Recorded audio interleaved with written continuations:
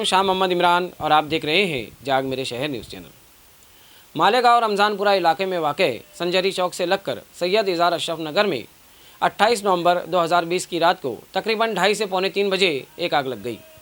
आग इतनी भयानक थी कि उसकी जद में आकर 17 से 18 मकान जलकर खाक हो गए।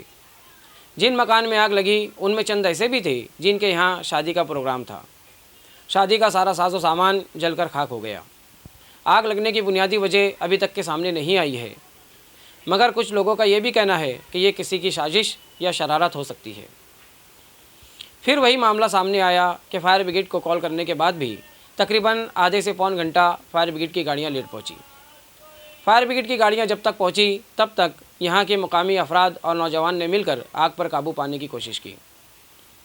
हमारी न्यूज़ टीम जाग मेरे शहर ने यहाँ पहुँचकर एक ग्राउंड रिपोर्ट तैयार की। आग पर काबू पाने के बाद यहाँ पर बहुत से सियासी लीडर भी सर्वे करने के लिए आए। पूछने पर पता चला कि अभी तक किसी भी सियासी लीडर ने कोई भी माली इमदाद नहीं की है। मुतासरा लोगों में औरतें और बच्चे काफ़ी तादाद में शामिल है, जिसकी वजह से उनको पास के एक स्कूल में अभी ठहराया गया है। यहाँ पर मालेगांव शहर के एक आलिम दीन सैयद मोहम्मद अमीनुल कादरी, जो कि मालेगांव शहर में सुन्नी दावत इस्लामी के निगराह है, वो भी अपने चंद अफराद के साथ यहाँ पर मुतासरा लोगों को तसल्ली और दिलासा देने के लिए आए। आइए अब आपको जाग मेरे शहर की ग्राउंड रिपोर्ट बताते हैं न्यूज़ रिपोर्टर इकबाल शाह और कैमरामैन अमानुल्लाह के साथ।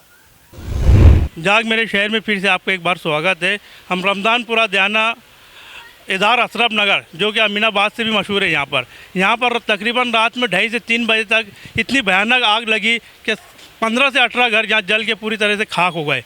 आग लगने की वजह मालूम नहीं हो सकी और जानी नुकसान तो नहीं हुआ, लेकिन यहाँ पर कुछ घरों में 2-3 बच्चों के शादियाँ थी। 2-3 घरों में शादी का पूरा साजो सामान सब चितर बितर गया। उनके नए साजो सामान, उनके कपड़े, उनके जेवरात, अनाज वगैरह सब चितर बितर गए। हमारे साथ में है जो कि इनका भी एक घर पूरा नस्त नाबूद हो चुका है और यहाँ के लोगों को एक स्कूल में शिफ्ट किया है। अजीज़ुर रहमान से उनकी ज़बानी पूछते हैं क्या हुआ है। आग कब लगी भाई? 2:30 से 3 बजे के दरमियान में आग लगी हुई है और सब तकरीबन उस वक्त तो सोए हुए थे। तो जब आग लगी तो आग के झटके की वजह से कुछ लोगों की आँखें खुली, उस पर से भगदड़ हुई। फिर घर में से औरतों और बच्चों को निकालने के दरमियान में आग और भी ज़्यादा बढ़ गई। तो उस आग के बढ़ने के दरमियान में सिर्फ वो घरों का सिलेंडर निकाला गया ताकि और भी ज़्यादा आग ना बढ़े। वो निकालने के बाद फिर हम घर कुछ भी नहीं बचा सके। घर की एक एक चीज़ जल कर राख हो चुकी है। जो बदन पे कपड़ा है बस वही है। सोने के वक्त तो किसी के जेब में पैसा भी नहीं रहता, सब घर के अंदर ही सब चीज़ रहती है। एक के पास भी 1 रुपया भी नहीं है, सब जल कर राख हो चुका है। सिर्फ वो बदन का कपड़ा बचा हुआ है। हमको ये मालूम पड़ा कि यहाँ पर कुछ लोगों के घर में शादियाँ थी, किसी के बच्चे की, किसी बच्ची के। क्या ये बात सच है? हाँ, ये रमज़ान भाई की बहन की शादी थी और खुर्शीद अहमद की लड़की और लड़के की शादी थी। तो तकरीबन उनके यहाँ शादी का कपड़े और अनाज पानी है शादी के, और उसके दरमियान में जो है पैसे वगैरह शादी के, वो सब भी जल कर राख हो चुके। तो आग लगी थी आप बता रहे 2:30-3 बजे करीब में। तो फायर ब्रिगेड की गाड़ी कब आई यहाँ पर? वो तकरीबन 3:45 से 4 बजे के टाइम में फायर ब्रिगेड की गाड़ी आई। जब तक के महल्ले के कुछ नौजवान थे और दूसरे महल्ले के कुछ नौजवान थे, बहुत दूर दूर से आए हुए थे। उन लोगों ने पूरे महल्ले की टांकियाँ खाली करे, सब आग बुझाए। फिर उसके बाद दूसरे महल्ले के लोग भी आए, सब घरों से बर्तन भांडा सब लेकर पानी से आग बुझाए। यहाँ के मुकामी लोग ने आपकी मदद की? हाँ, यहाँ के भी करे, कुछ बाहर के भी करे, दूसरे महल्ले के सब लोग ने मिलकर सब करे। फायर ब्रिगेड की गाड़ी कितनी लेट हुई? तकरीबन पौन घंटे से या 1 घंटा तक लेट हो गई। कितनी गाड़ियाँ आई थी यहाँ पर? 3 गाड़ियाँ आई थी, जिसमें से आग बुझाने मैंने यहाँ के जो आग बुझाने वाले तो वही लोग बुझाए। तकरीबन मैं समझता हूँ पौन घंटा लग चुका था। रमज़ानपुरा पुलिस स्टेशन के पुलिस स्टेशन वगैरह के सब आए थे, इंस्पेक्टर साहब थे, सब लोग आए थे। यहाँ पर बहुत अच्छे इंतज़ाम करे वो लोगों ने, बुझाने वालों की भी मदद करे और जो फालतू थे उनको दूर करे। यहाँ आग बुझाने में बहुत लोगों को तकलीफ़ हुई, हाथ वगैरह जले, पैर वगैरह जले। अभी जो लोग यहाँ रहते थे इनको कहाँ शिफ्ट किया गया? अभी ये रहमी स्कूल में, पीछे रहमी स्कूल है, वहाँ पर शिफ्ट किया गया है। यहाँ कोई तहसीलदार या तलाटी वगैरह उन्होंने आके पंचनामा किया? हाँ, सब लोग आए थे, कलाटी के भी आए, सब पंचनामा भी हुआ। अब शेख रशीद साहब आए, मुफ्ती इस्माइल साहब आए, दादा भोसे साहब आए। जो मौजूदा जो कारपोरेटर है यहाँ पर 4, उनका क्या मतलब निज़ाम रहा यहाँ पर? वो लोग भी आए, उन्होंने आपकी मदद क्या की? वो लोग भी आए थे, सब ने हमारी मदद की है। शाहिद रेसा मोहल्ला है, मुन्ना कारपोरेटर है, ये सब लोग आए थे। तो उन्होंने जब मदद की, आप बता रहे क्या पॉलिटिक्स के लोग यहाँ पर आए थे, आमदार आए थे, खासदार आए थे, तलाड़ी, तो फिर चंदा यहाँ पर जो हो रहा है ये चंदा की वजह? नहीं तो पैसे के ताल्लुक से मदद नहीं की, आग बुझाने में थोड़ी मदद की है। आग बुझाने में माली इमदाद आपको कोई दिए नहीं उन्होंने? नहीं, अभी जो है वो लोग ऐसा बोले हैं कि सब पंचनामा हो जाए, सब कुछ हो जाएगा, फिर तुम्हारा कुछ इंतजाम करेंगे, तुम्हारी कुछ मदद करेंगे पैसों के ताल्लुक से। 17-18 घर जो थे, ये जो है तो हमारा पहले घर जो कौन है- सा था जिसने हमारा गढ़ नंबर 224 एक ओपन के सामने मेरा घर है, और मेरे घर के पीछे 10 फुट की गली है।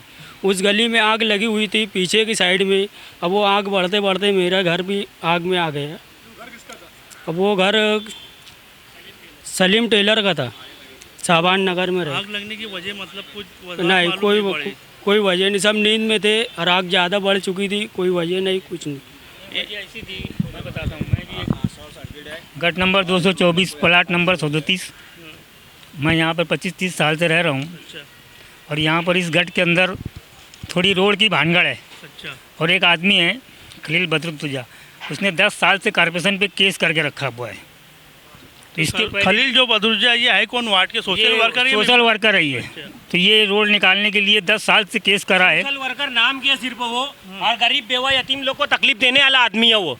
क्योंकि हमारे पास 7/12 खरीदी का सब एक नंबर में कागज है, उसके बाद भी वो आदमी हमारे को आज 2012 से हरेसमेंट कर रहा है, तकलीफ दे रहे हैं। हम कारपोरेशन से कब से सहायता मांगे, कारपोरेशन इतने आई 5-10 फीट सरसरी तौर से इलीगल तरीके से निकाल के चली गई। कारपोरेशन बोलती है रोड है, जबकि यहाँ सिरे से ही यहाँ पूरे गढ़ में जगह कम है। मतलब ये 1987 का मीटर है, इसकी पोर्ट हिस्सा मोजनी हुई, फिर उसके बाद लेआउट मतलब पोर्ट हिस्सा मोजनी होने के बाद हद 2 वाट मोजनी हुई, तो इसमें ज़मीन कम बैठती है। यहाँ पर ज़मीन जो है टोटल नक्शा बना है 93 गुल्टे का, और ज़मीन यहाँ ज़मीन पर 90 गुल्टा। ये TLR मोजनी की रिपोर्ट है, कारपोरेशन के कमिश्नर के नाम से रिपोर्ट मौजूद है। तो ये आदमी की शरारत ऐसा हमको लगती है कि ये आदमी कर सकता है ऐसा। सर्किट से नहीं हुआ, ये किसी ने सरार अगर वो सोशल वर्कर होता तो गरीब बेवा यतीम लोगों को तकलीफ नहीं देता, उनके घर निकालने की कोशिश नहीं करता वो। क्योंकि वो आदमी आज लगा है 2012 साल। सोशल वर्कर इसको नहीं बोले जाता, सोशल वर्कर वो होता है जो हर किसी को लेकर चले, साथ में हर किसी की सहायता करे। वो गरीब हो, बेवा हो, यतीम हो, कोई इंसानियत के नाते सहायता करे, वो होता है सोशल वर्कर, उसको बोला जाता है सोशल वर्कर। और ये लोग एक अदारा है सरवर बाबा एजुकेशनल भी चला रहे हैं, वो अदारे के मार्फत ही हमारे सामने जो ओपन स्पेस खाली पड़ा है, वो ओपन स्पेस को हथियाने की कोशिश जारी है। इसमें बड़े बड़े लीडरान पॉलिटिक्स भी मौजूद है, शामिल है उसका साथ देने में। क्योंकि हम 6 झोपड़े वाले पड़ते थे इस साइड में, और उधर 60 झोपड़ा पड़ता था, लोग और देखते आज। मोहम्मद रमज़ान मोहम्मद इस्माइल, इनकी बहन के इनके घर पे इनकी बहन की शादी थी, और वो शादी मतलब उनका जो सामान जो जला, हम उनकी ज़बानी भी सुनते हैं, उनके सामान को भी आप बताना चाहते। देखिए, मैं कैमरा मैन को बोलना चाहूँगा कि उनके घर का जो अनाज जो था, शादी में जो अनाज लाए थे, बर्तन वगैरह थे, कपड़े वगैरह थे, किस तरह उनके जल के खाक हो चुका। कुछ बचा नहीं है, सामान पूरा जल के पूरा खाक हो चुका है। देख सकते हैं इस तरफ ये इनका घर है, शादी का पूरा सामान चितर बितर गया है। ये रमज़ान भाई इनकी बहन के यहाँ शादी था, उनकी ज़बानी खुद से हम बयान करते हैं। मेरी बहन की शादी थी, तकरीबन 4 महीने के बाद तारीख के लिए हमने लड़के वाले को वहाँ अप्लाई भी करे थे। तो हमारे वहाँ पूरा इंतज़ाम हो चुका था। बहन का जेवर तकरीबन 1.5 तोले का था, और 1 लाख रुपये केस तकरीबन था। तो वो सब जल के खास्तर हो गए, और पूरा अनाज पानी भी, और यहाँ तक कि दहेज के बर्तन भी 200 करीब बर्तन हम ला के रखे हुए थे, ताकि किसी को कोई नहीं भी कुछ दिया तो इंतजाम थोड़ा जमा कर रहे थे आप? हाँ, थोड़ा जमा कर रहे थे, पूरे इंतजाम धीरे धीरे कर रहे थे। और शादी की तारीख लेने के लिए बात आगे बढ़ाई थे। तकरीबन ऐसा लग रहा था कि रज्जब वगैरह में शादी शायद तय हो जाए, फिक्स हो जाए। हमारे वहाँ पूरा इंतज़ाम था, लेकिन वो भी इस आग में जल कर खास्तर हो गए। जब मैं रात में आग लगी तो आँख खुली 2:45 बजे करीब, तो मैंने घर में सिर्फ बीवी बच्ची और माँ बहन को बाहर निकाल पाया और सिलेंडर निकाल पाया। और इसी हालत में सिर्फ लुंगी और बंडी मेरे कंटो फोड़ा, और बस इसी कंडीशन में बाहर निकला मैं। कुछ बचा नहीं हमारे पास, बिल्कुल एकदम खाली हो गए।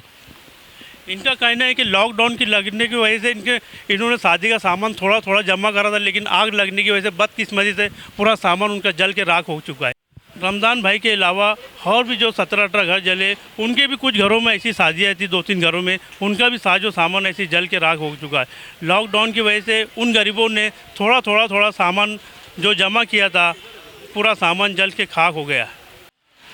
मैं जाग मेरे शहर का रिपोर्टर इकबाल शाह और हमारी टीम जेएमएस टीम और हमारी संस्था जाग मेरे शहर की संस्था की तरफ से हम अपील करते ये जो जले हुए जो 17-18 घर जो इनके जल के राख हो जाए ये लोग अपनी इमदाद के लिए जहाँ पर एक चारपाई बिछाए हुए हम उनसे अपील करते जो भी साहिबी हैसियत है, जो भी अल्लाह ने उनको जो भी नवाजा है, इनकी मदद करे, इन बढ़ चढ़ कर हिस्सा ले और यहाँ के जिम्मेदारों से कांटेक्ट करे और इनसे आके मुलाकात करे।